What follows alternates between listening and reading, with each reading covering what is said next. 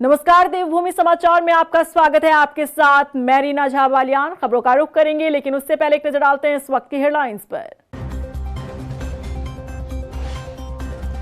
उत्तराखंड में साइबर हमले से ठप हुआ सरकारी कामकाज। 100 से अधिक सरकारी website down. State data centre को बचाने के लिए जूझते रहे अधिकारी।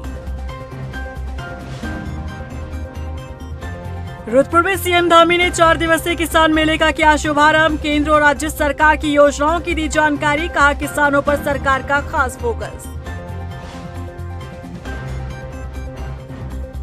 केदारनाथ उपचुनाव में उम्मीदवारों को लेकर संशय बरकरार। बीजेपी चल सकती है सिंपैथी कार्ड, तो कांग्रेस में लंबी होती जा रही दावेदारों की कतार।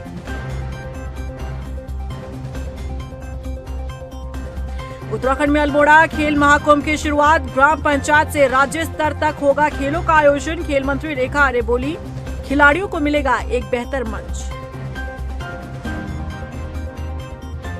चलिए बुलेटिन की शुरुआत कर लेते हैं। उत्तराखंड की सरकारी वेबसाइट पर साइबर अटैक हुआ है। राज्य सरकार के कई विभागों की तकरीबन 100 के करीब आधिकारिक वेबसाइट या तो पूरी तरह से बंद हो गई है या फिर बेहद सीमित रूप से काम कर रही है। हालांकि अधिकारी इसे नेटवर्क में आए एक वायरस की वजह से उपजी समस्या बता रहे हैं। ये रिपोर्ट देखिए।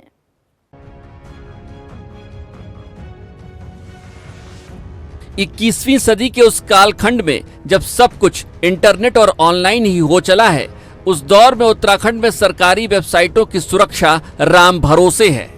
हालात ये हैं कि 2 दिनों तक राज्य की सरकारी वेबसाइटें डाउन हो गईं और राज्य सरकार के इंजीनियरों के पास इस हालात से लड़ने के लिए समय के साथ चलते रहने के अलावा बहुत सीमित राह ही बची। उत्तराखंड की सरकारी वेबसाइटों के डाउन होने के साथ ही राज्य में साइबर सिक्योरिटी भी सवालों के घेरे में आ गई। आपको सिलसिलेवार समझाते हैं कि आखिर उत्तराखंड सरकार की वेबसाइटों के साथ हुआ क्या। दरअसल राज्य सरकार के अलग अलग विभागों की आधिकारिक वेबसाइटें गुरुवार को एक एक कर बंद होने लगी। हालात ये हुए कि सभी वेबसाइटों पर this site can't be reach का मैसेज शो होने लगा।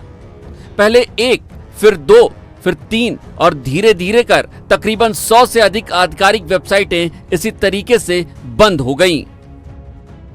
यहां तक कि सीएम हेल्पलाइन की वेबसाइट ने भी काम करना बंद कर दिया और उसका पब्लिक इंटरफेस कुछ इस तरीके से दिखने लगा। कभी न बंद होने वाली ट्रेजरी का कामकाज भी बंद हो गया। गुरुवार से बंद चल रही सीएम हेल्पलाइन की वेबसाइट शुक्रवार दोपहर 2 बजे तक रिकवर ही नहीं हो पाई। उत्तराखंड पर्यटन विभाग हो या फिर उत्तराखंड विधानसभा की वेबसाइट, सभी के साथ यही समस्या दिखने लगी। यहां तक कि उत्तराखंड में ऑनलाइन कामकाज को नियंत्रित करने वाली सरकारी संस्था इंफॉर्मेशन टेक्नोलॉजी डेवलपमेंट एजेंसी यानी ITDA की अपनी वेबसाइट भी बंद हो चुकी थी। यही नहीं, इस साइबर अटैक का असर ऐसा हुआ कि उत्तराखंड का स्टेट डाटा सेंटर भी इसकी चपेट में आ गया। वेबसाइटों के बंद होने की खबरें मिलने के बाद आनन फानन में अधिकारियों ने ITDA के दफ्तर की ओर दौड़ लगा दी। सचिव IT नितेश झा और ITDA की डायरेक्टर नितिका खंडेलवाल इस मुसीबत को खत्म करने के लिए कंप्यूटर इंजीनियरों के साथ माथापच्ची में जुट गए। लेकिन लाख कोशिशों के बावजूद काफी वक्त तक इंजीनियर्स के लिए इस मुश्किल से पार पाना संभव हो ही नहीं पाया। हालांकि अधिकारियों की माने तो ये कोई साइबर अटैक नहीं, बल्कि एक वायरस के नेटवर्क में आ जाने के चलते आई परेशानी थी। हमारे सिस्टम्स की रेगुलर हम लोग क्लीनिंग स्कैनिंग करते हैं। उस स्कैनिंग में हम लोग को परसों एक वायरस डिटेक्ट हुआ था हमारे सिस्टम्स में।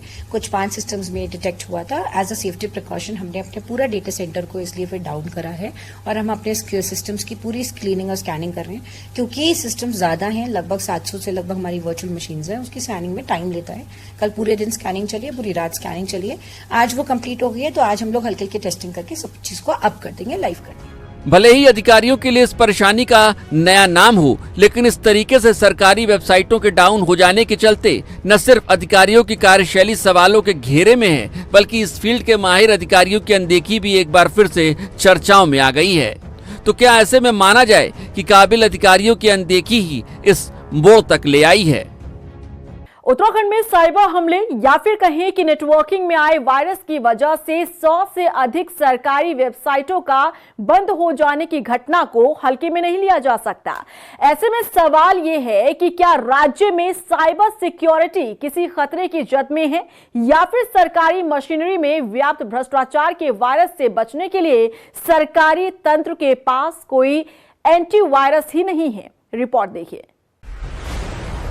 उत्तराखंड में सरकारी वेबसाइटों के डाउन हो जाने के बाद जहां आईटीडीए सवालों के घेरे में आ गया, वहीं राज्य में सिक्योर वाइड एरिया नेटवर्क यानी स्वान की व्यवस्थाएं भी कटघरे में खड़ी हो गई हैं।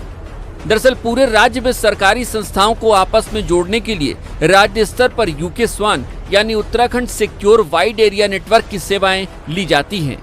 यूके स्वान को राज्य में राज्य सरकार की एजेंसियों के बीच वीडियो और वॉइस कम्युनिकेशन की रीढ़ की हड्डी माना जाता है। एक स्टेट हेडक्वार्टर के साथ ही 13 डिस्ट्रिक्ट हेडक्वार्टर्स के साथ यूके स्वान पूरे राज्य में 1200 से अधिक दफ्तरों को आपस में जोड़ता है। ऐसे में देखा जाए तो सरकारी मशीनरी को आपस में जोड़े रखने में अहम भूमिका निभाने वाले यूके स्वान की देखरेख आईटीडीए के पास होती है। यूके स्वान के जरिए ही मुख्यमंत्री अपने देहरादून के दफ्तर में बैठे बैठे किसी भी जिले के किसी भी दफ्तर के अधिकारी के साथ सीधे वीडियो कॉन्फ्रेंसिंग के जरिए जुड़ जाते हैं। उत्तराखंड स्वान इस राज्य की सरकारी मशीनरी के लिए इतना अहम है कि समूचे राज्य से जुड़ी कई अहम जानकारियां इसी नेटवर्क के जरिए सुरक्षित की जाती हैं। लेकिन हालात देखिए कि इस व्यवस्था को संभालने वाला आईटीडीए खुद ही इस साइबर अटैक की चपेट में आ गया। हालांकि अधिकारी इसे नेटवर्किंग में आया बग बता रहे हों, लेकिन बड़ा सवाल यही है कि आखिरकार ये बग क्या समूचे राज्य की ऑनलाइन व्यवस्था को ध्वस्त करने की क्षमता रखता है?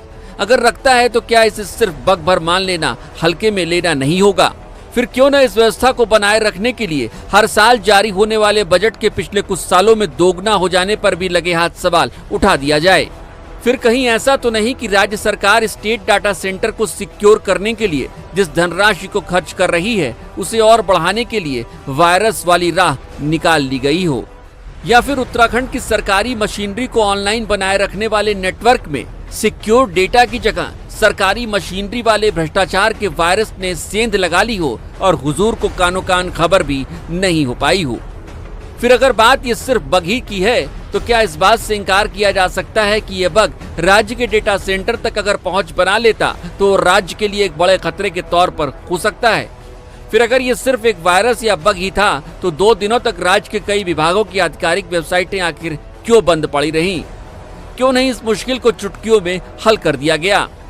फिलहाल सरकार को इस ऑनलाइन दुनिया में न सिर्फ सेवाओं को ऑनलाइन करने पर फोकस करना होगा, बल्कि इंटरनेट के खतरों को भी समझना होगा। और न सिर्फ समझना होगा बल्कि उससे लड़ाई के लिए पुख्ता तैयारी भी करनी होगी। यही नहीं, सरकार को इस ऑनलाइन दुनिया में भी फल फूल रहे सरकारी भ्रष्टाचार के वायरस के खिलाफ अपने सिस्टम को न सिर्फ स्कैन करना होगा बल्कि एक तगड़े एंटीवायरस को भी डालना होगा। केदारनाथ उपचुनाव में बीजेपी और कांग्रेस किस चेहरे को चुनावी मैदान में उतारेगी, फिलहाल इस पर संशय बरकरार है।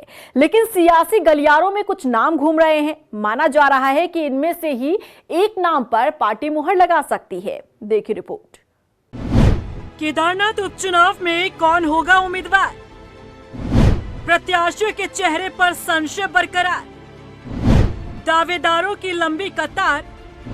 बीजेपी कांग्रेस किसे बनाएगी अपना उम्मीदवार? केदारनाथ उपचुनाव को जीतना बीजेपी के लिए साख की बात बन चुकी है। बद्रीनाथ और मंगलौर में हार का सामना करने के बाद बीजेपी पर प्रेशर बढ़ चुका है। यही कारण है कि केदारनाथ उपचुनाव में प्रत्याशी के चयन को लेकर गहनता से विचार विमर्श किया जा रहा है। इस बार प्रत्याशी चुनने में बीजेपी कोई चूक या एक्सपेरिमेंट करने के मूड में नजर नहीं आ रही है। तो वहीं 2 सीटों पर हुए उपचुनाव में मिली जीत से कांग्रेस गदगद है, जिसने कांग्रेस के डगमगाए कॉन्फिडेंस को संभाल लिया है। लेकिन जीत का स्वाद चखने के बाद इसे मेंटेन करके रखना भी कांग्रेस के लिए चुनौतीपूर्ण है। ऐसे में स्ट्रॉन्ग प्रत्याशी के चयन को लेकर कांग्रेस की कसरत भी जारी है। हालांकि सियासी गलियारों में बीजेपी और कांग्रेस के कुछ नाम घूम रहे हैं। माना जा रहा है कि इन्हीं में से किसी एक नाम पर पार्टी मुहर लगा सकती है। आखिर कौन सी है वो नाम, चलिए आपको सिलसिलेवार तरीके से बताते हैं।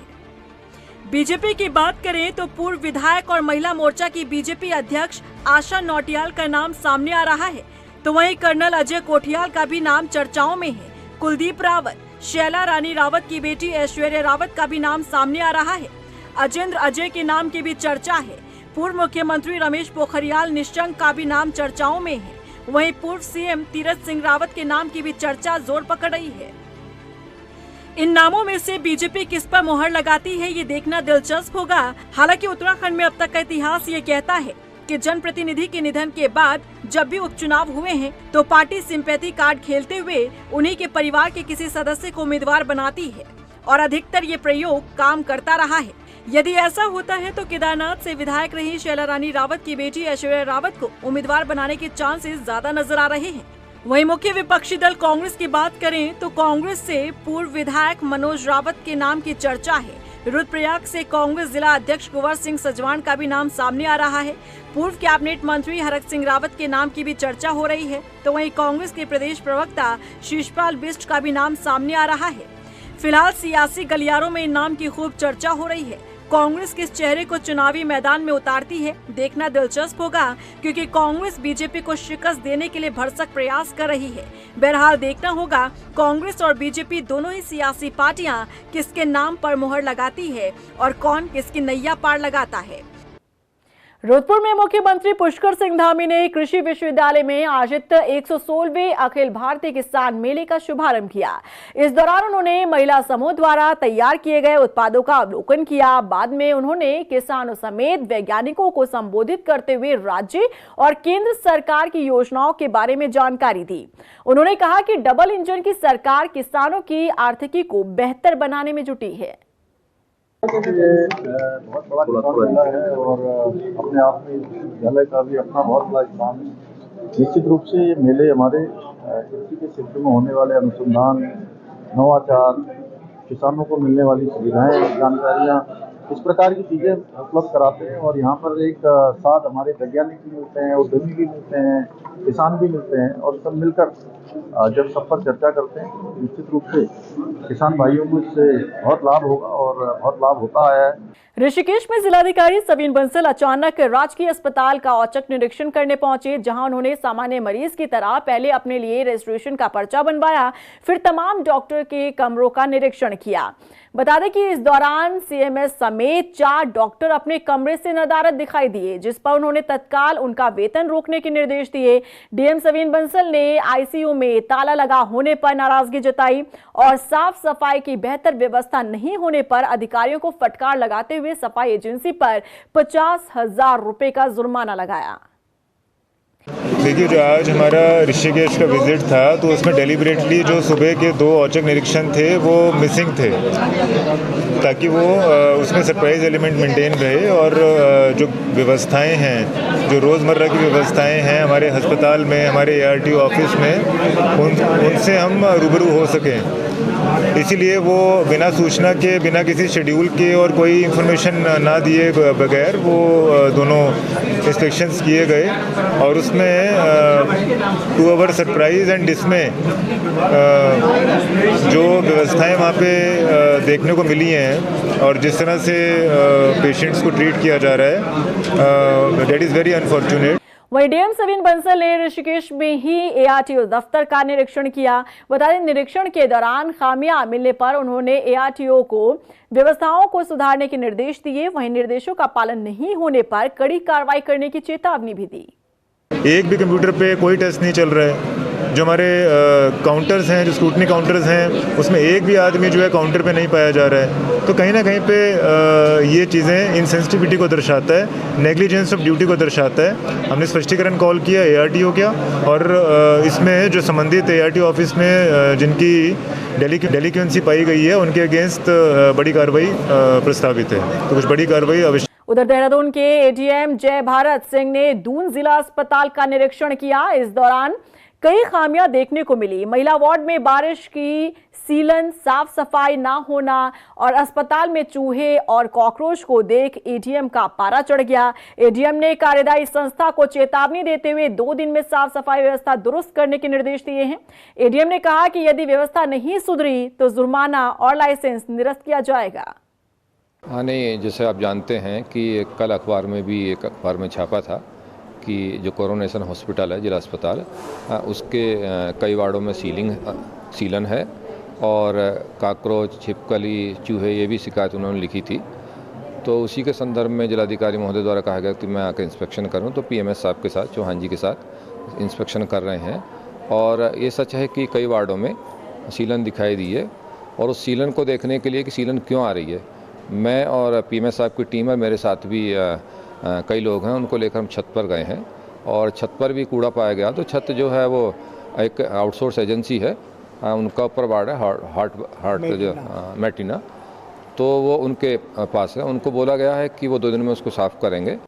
चंपावत के राजकीय बालिका इंटर कॉलेज में 2 दिवसीय पुस्तक प्रदर्शनी का आयोजन किया गया। मौके पर पहुंचे जिलाधिकारी नवनीत पांडे ने कहा कि इंटरनेट पर सर्च कर पढ़े गए कंटेंट से पुस्तक में पढ़ा हुआ कंटेंट अधिक विश्वसनीय होने के साथ ही ज्यादा समय तक याद भी रहता है। उन्होंने प्रदर्शनी में रखी पुस्तकों का अवलोकन किया और सभी स्कूलों के बच्चों को प्रदर्शनी विजिट कराने का सुझाव दिया। हमने एक आग्रह किया था नेशनल बुक ट्रस्ट से कि जैसा आपने बताया कि पर्वतीय जो बच्चे हैं, जो उनके पास अच्छी लाइब्रेरीज की एक्सेस नहीं हो पाती है, अच्छी किताबों की एक्सेस नहीं हो पाती है, तो उन लोगों को अच्छी गुणवत्तापूर्वक किताबें मिल सकें। इसलिए हमने एनबीटी से आग्रह किया था। एनबीटी ने हमें जो है बड़ा अच्छा, वो उनको धन्यवाद देना चाहूँगा कि जिन्होंने पूरा 1 सप्ताह चंपावत में जो है प्रदर्शनी के लिए उन्होंने जो हमें भरी है। उसी क्रम में आज चंपावत और फिर क्रमशः लोहाघाट, पाटी और बालाकोट में भी एक प्रदर्शनी लगाई जाएंगे। इसका प्रयास यही है कि जो हमारे स्कूली बच्चे हैं उनमें जो एक पढ़ने की प्रवृत्ति जो है वो कम होती जा रही है। और जो हमारे, जब हम लोग बचपन में थे तो हमें शिक्षा में पढ़ाया जाता था कि 3 fundamentals of education, read, right and arithmetic. तो अगर वो तीनों चीज़ों पे अगर हमारा फोकस कम होगा तो कहीं ना कहीं हमारी एजुकेशन जो है वो अधूरी रह जाएगी। दिनेशपुर क्षेत्र में बिजली चोरी की शिकायत पर विजिलेंस टीम की छापेमार कार्रवाई हुई। इस दौरान कई लोग बिजली चोरी करते हुए पकड़े गए। विजिलेंस टीम ने 14 लोगों के खिलाफ थाने में तहरीर दी। विद्युत विभाग के उपखंड अधिकारी प्रवेंद्र सिंह ने कहा कि बिजली चोरी के खिलाफ छापेमार कार्रवाई की जाएगी। आज विद्युत सतर्कता टीम के साथ सम्मिलित में विद्युत चेकिंग अभियान के दौरान क्या कहते हैं आनंदखेड़ा, हरदासपुर और चितरंजनपुर गाँव में चेकिंग की गई हैं, जिसमें कई लोग संदिग्ध में पाए गए हैं, जिनके खिलाफ कानूनी कार्रवाई भी की जाएगी। रुद्रपुर की टांडा रेंज में खैर की लकड़ी की तस्करी पर रोक लगाने के लिए लगातार अभियान जारी है। टांडा रेंज में रेंजर रूप नारायण गौतम ने बताया कि प्रभागीय वन अधिकारी के निर्देश पर अवैध लकड़ी तस्करों के खिलाफ धरपकड़ अभियान जारी है। उन्होंने कहा कि पिछले 6 महीने में खैर तस्करी के 20 से अधिक केस दर्ज किए गए हैं और आगे भी अभियान जारी रहेगा। उन्होंने चेतावनी देते हुए कहा कि टांडा वन क्षेत्र में अवैध लकड़ी तस्करी किसी भी कीमत पर बर्दाश्त नहीं की जाएगी।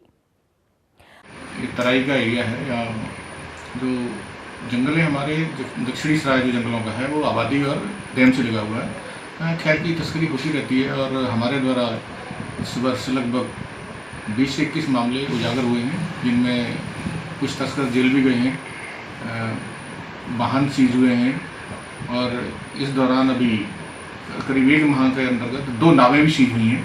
कल ही शाम को एक हरपुरा जलाशय से एक नाव सीज हुई है, उसमें 17-18 किलो खैर के बरामद हुए हैं। तो हमारे द्वारा लगातार ये कार्रवाई चलती रहती है।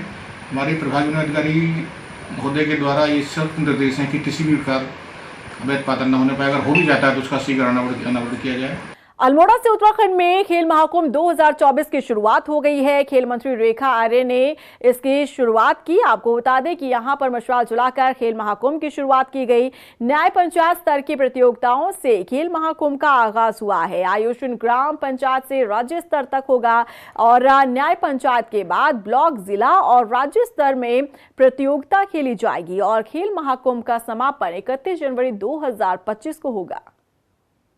आज 2024 का खेल महाकुंभ आज नवरात्रि के दूसरे दिन से प्रारंभ अपने इस गोली देवता के पवित्र भूमि अल्मोड़ा से इसका शुभारंभ होने जा रहा है। निश्चित रूप से यह एक न्याय पंचायत स्तर पर इसके जैसा आगाज़ आप देख रहे हैं, वो हर न्याय पंचायत स्तर से यही आगाज़ के साथ में इसकी शुरुआत जो है खेल महाकुंभ के रूप में आज हो रही है। उत्तराखंड में उद्योगों को बढ़ावा देने की कोशिश के बीच उत्तराखंड की औद्योगिक इकाइयों को केंद्र सरकार से बड़ा झटका लगा है। दरअसल केंद्र सरकार ने राज्य में स्थापित 620 औद्योगिक इकाइयों को अपात्र घोषित किया है। इससे उत्तराखंड की आर्थिकी पर कितना असर पड़ेगा, इस रिपोर्ट से समझिए। उत्तराखंड की 620 औद्योगिक इकाइयों को केंद्र सरकार से बड़ा झटका लगा है। दरअसल केंद्र ने राज्य में स्थापित 620 औद्योगिक इकाइयों को सब्सिडी का लाभ पाने के लिए अपात्र घोषित किया है। केंद्र सरकार ने इसके पीछे रजिस्ट्रेशन और अन्य तकनीकी कारणों को वजह बताया है। सब्सिडी का लाभ न मिलने से इन औद्योगिक इकाइयों के सामने बड़ा संकट खड़ा हो गया है। इंडस्ट्री एसोसिएशन के पदाधिकारियों ने केंद्र सरकार से समस्या का समाधान निकालने की मांग की है।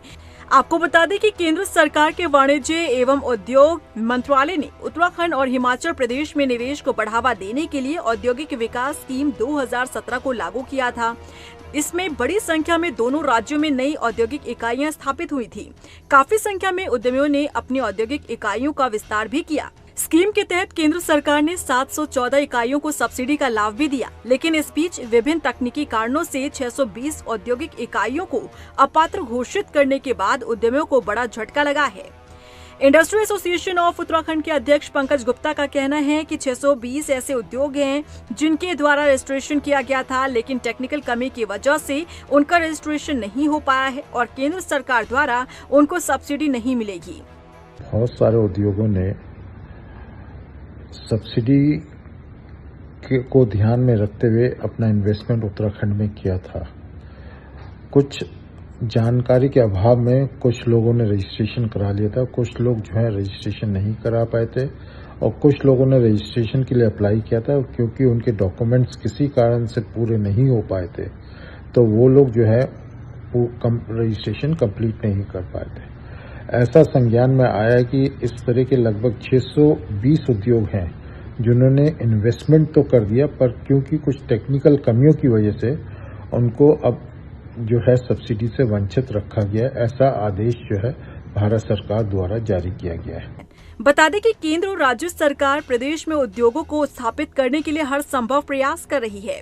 उत्तराखंड में अधिक से अधिक निवेश आए, इसके लिए प्रदेश में 2 बार बड़ी इन्वेस्टर समिट भी आयोजित की गई, जिसमें कई लाख करोड़ के MOU भी साइन हुए। सरकार को उम्मीद है कि इस तरह के समिट से राज्य में औद्योगिक इकाइयां बढ़ेंगी तो राज्य में बेरोजगारों को रोजगार मिलेगा, प्रदेश से पलायन भी कम होगा। लेकिन अब 620 औद्योगिक इकाइयों की सब्सिडी रुकने से इन औद्योगिक इकाइयों के भविष्य पर खतरा मंडरा रहा है। वहीं विपक्ष इस पर सवाल खड़े कर रहा है। 3,25,000 करोड़ का इन्वेस्टर समिट आयोजित करने वाली सरकार के कार्यकाल में ये सबसे बड़ी उपलब्धि है। 620 का आंकड़ा तो सरकार का है। लगभग 1,1200 उद्योग, छोटे बड़े उद्योग ऐसे हैं जो बंदी के कगार में, जिनको बंद होना पड़ रहा है, और लाखों लोग, लाखों नौजवान बेरोजगारी की कतार पर खड़े हो रहे हैं और सरकार का इस ओर ध्यान नहीं है। सत्ता पक्ष हर संभव मदद प्रदान करने की बात कर रहा है। बीजेपी प्रवक्ता सुनीता विद्यार्थी का कहना है कि धामी सरकार प्रदेश में लगातार उद्योगों को बढ़ावा दे रही है और जिनके मानक पूरे नहीं थे अभी उनकी सब्सिडी रोकी गई है, लेकिन इसे लेकर भी सोच विचार किया जा रहा है। देखिए, ऐसा है, माननीय मुख्यमंत्री श्री पुष्कर सिंह धामी जी के नेतृत्व में हम लोग लगातार उद्योगों को बढ़ावा दे रहे हैं और जितनी भी हमारे औद्योगिक जो इंडस्ट्री एसोसिएशन के अंतर्गत जितनी भी हमारे फैक्ट्रीज हैं, छोटे छोटे उद्योग हैं, सभी जो है नियमों के अनुसार हमने चलाने की उनको अनुमति दी है। जिन औद्योगिक इकाइयों का मानकों के अनुरूप जो अपात्र पाई गई हैं उन्हीं को बंद किया गया है और उनकी भी सब्सिडी अभी रोकी गई है, क्योंकि मानकों के तहत ही सब्सिडी देने का जो है वो प्रावधान है। अगर किसी भी प्रकार से रजिस्ट्रेशन और जिस प्रकार से उसमें जो भी टेक्निकल इश्यूज हो रहे हैं उन सब का अगर वो उनकी पूर्णता करते हैं तो निश्चित रूप से उनको आगे उसको देखा जाएगा। उत्तराखंड में उद्योगों को बढ़ावा देने के लिए सरकार की कोशिशों के बीच उत्तराखंड की औद्योगिक इकाइयों को केंद्र सरकार से बड़ा झटका लगा है। ऐसे में देखना होगा कि सब्सिडी बंद होने के बाद इन तमाम औद्योगिक इकाइयों का क्या भविष्य होगा। क्या केंद्र सरकार इन औद्योगिक इकाइयों की सब्सिडी जारी रखेगी या फिर नहीं। देहरादून में महानगर कांग्रेस के कार्यकर्ताओं ने बीजेपी सरकार के खिलाफ नारेबाजी की और पुतला दहन किया। महानगर कांग्रेस के अध्यक्ष जसविंदर सिंह गोगी ने आरोप लगाया कि प्रशासन और कानून व्यवस्था के मामले में राज्य सरकार पूरी तरह से फेल साबित हुई है। महिलाओं के खिलाफ अपराधों में लगातार इजाफा हो रहा है, लेकिन खामोश बैठी है। देखिए, रायपुर में जो मामला सामने आया है बहुत ही दुखद है और मुझे लगता है कि कानून का जो किला है पूर्ण रूप से ध्वस्त हो चुका है कानून नाम की कोई चीज़ उत्तराखंड में रह ही नहीं गई है, क्योंकि अपराधियों का मनोबल जिस हिसाब से बढ़ रहा है, एक घटना के बाद दूसरे घटना को वो अंजाम दे रहे हैं और पुलिस प्रशासन उसे रोक नहीं पा रहा है, तो इसका मतलब कानून कहीं है ही नहीं। और जिस हिसाब से यहाँ देहरादून में मामले बढ़ते जा रहे हैं, बहुत सोचनीय विषय है माननीय मुख्यमंत्री जी के लिए भी और प्रशासन के लिए भी, कैसे इन चीज़ों पर रोक लगेगी। लेकिन अपराधियों का मनोबल बहुत ज़्यादा बढ़ चुके हैं, अब ये लोग कैसे रोकें, इन प्रशासन को शर्म आनी चाहिए जिस हिसाब से घटनाएं घट रही हैं। किच्चा विधायक तिलक राज बेहड़ ने प्रशासन की कार्यप्रणाली पर सवाल उठाए हैं। उन्होंने किच्चा प्रशासन की हठधर्मिता के कारण त्योहारों में ठेले वालों को शहर से बाहर निकाले जाने वाले मामले को निंदनीय बताया है। विधायक बेहड़ ने सरकार पर गरीबों के साथ दोहरा व्यवहार करने का आरोप लगाया है। अब दुर्भाग्य यह है कि इस भाजपा सरकार का अधिकारियों का ये अधिकारी जो है कंट्रोल से बाहर हो गए। वैसे तो भारतीय जनता पार्टी हिंदुत्व की बात करती है, देश की बात करती है। अब ये जानते हुए कि हिंदुओं का सबसे बड़ा त्यौहार है नवरात्रे, और नवरात्रों में सबसे ज़्यादा बिक्री फलों की होती है। सेब, केला, हर तरह का फल लोग खाते हैं, लोग व्रत रखते हैं दिन दिन भर के। और एकाएक नवरात्रे के पहले दिन से ही, कल पहला दिन था और एकदम बुलडोजर चला दिया। फरमान जारी होगा हिटलर का, कोतवाल का और एसडीएम का। क्या यही किच्चा के मालिक है? वहीं कांग्रेस ने भू कानून को लेकर सरकार पर निशाना साधा। कांग्रेस नेता प्रेमानंद महाजन ने कहा कि भू कानून के मुद्दे पर सरकार जनता को सिर्फ गुमराह कर रही है। प्रदेश की जनता लंबे समय से भू कानून की मांग कर रही है, लेकिन सरकार आज तक इस कानून को लागू नहीं कर पाई है। जी, अभी तो भू सख्त कानून नाम का एक अध्यादेश लाया जाएगा। इसके लिए एक शगुफा, मैं इसको शगुफा ही मानूंगा, इसको छोड़ा गया है माननीय मुख्यमंत्री धामी जी के नाम से कि हमारे प्रदेश में भू सख्त कानून लागू किया जाए। खानपुर विधायक उमेश कुमार ने हरिद्वार कलेक्ट्रेट में धरना देने का ऐलान किया है। विधायक उमेश कुमार ने कहा कि यहां पर शांतर शाह की दलित बेटी और वसीम की हत्या के विरोध में वो धरना देंगे। हरिद्वार, पूरे हरिद्वार जनपद के लोगों की आने की उम्मीद है और दिन रात मेहनत की गई है। गांव-गांव लोगों से संपर्क किया गया है। भाई महक सिंह लगातार जो हैं अपने क्षेत्र में, अपने गांव देहात में सभी से संपर्क किया है। बहुत मेहनत की है टीम ने। भाई चंद्रशेखर आज़ाद जी का समर्थन पूर्ण तरीके से हमारे साथ है और इस आंदोलन को में वो हमारे साथ आए, इसके लिए मैं उनका आभार प्रकट करना चाहूँगा। उन्होंने बिल्कुल भी देरी नहीं लगाई इस मामले में निर्णय लेने में और तत्काल उन्होंने निर्णय लिया कि भाई आंदोलन किया जाएगा और मिलकर एक आंदोलन की रणनीति तय की गई और पूरी टीम उनकी जो है दिन रात इसके लिए काम कर रही है। हम सब लोग काम कर रहे हैं, हमारी पूरी टीम लगी हुई है। तो मुझे उम्मीद है कि कल सड़कों पर जनसैलाब जरूर उतरेगा। और इसी के साथ फिलहाल इस बुलेटिन में बस इतना ही, लेकिन चलते चलते एक नजर डालते हैं इस वक्त की हेडलाइंस पर।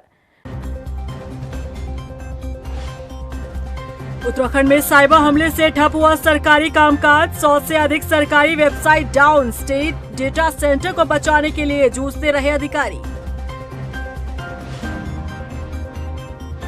रुद्रपुर में सीएम धामी ने 4 दिवसीय किसान मेले का किया शुभारंभ। केंद्र और राज्य सरकार की योजनाओं की दी जानकारी। कहा किसानों पर सरकार का खास फोकस। केदारनाथ उपचुनाव में उम्मीदवारों को लेकर संशय बरकरार। बीजेपी चाह सकती है सिंपैथी कार्ड, तो कांग्रेस में लंबी होती जा रही दावेदारों की कतार।